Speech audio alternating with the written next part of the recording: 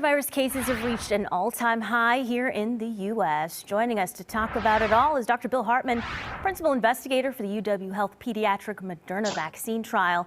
Dr. Hartman, thank you for joining us. So we've seen those really long lines, people getting tested for COVID. We've also seen healthcare workers, they're getting burned out, some exhausted. So what type of stress has Omicron and these rising cases, what is that like at UW Health? So it's similar to what we're seeing throughout the country.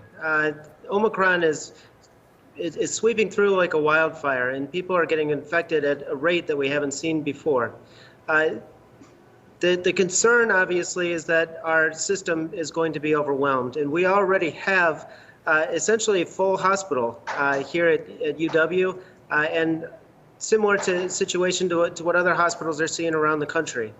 The concern, obviously, is that we won't be able to provide the care for every person that comes into, and we really truly want to.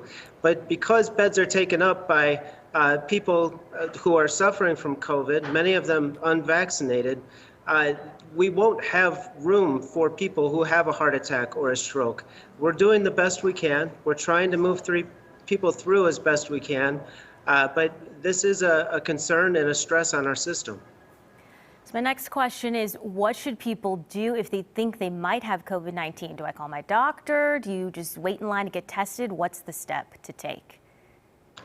Well, there's a couple of things you can do, but the most important thing that you should do in that situation is to get tested, whether it's a home test or go to your local pharmacy and get a test taken at one of those places.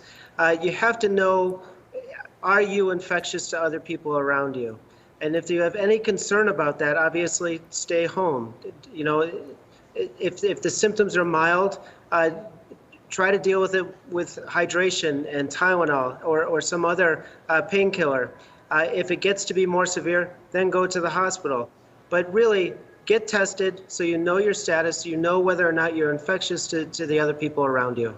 And lastly, let's talk about the new quarantine guidelines. What should people know in regards to that? Well, the biggest change in the quarantine guidelines is that it's moved from 10 days of isolation to 5 days of isolation for people with asymptomatic COVID or if their symptoms are resolving. And so what this will do will allow people to get back to work sooner. It will allow people to stay in school more often, keep businesses open, keep the schools open.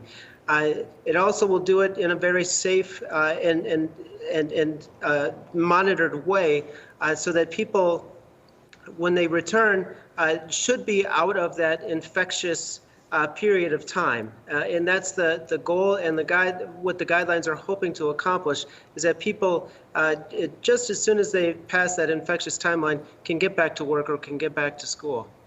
All right, Dr. Hartman, thank you so much for your time. Absolutely. Thank you.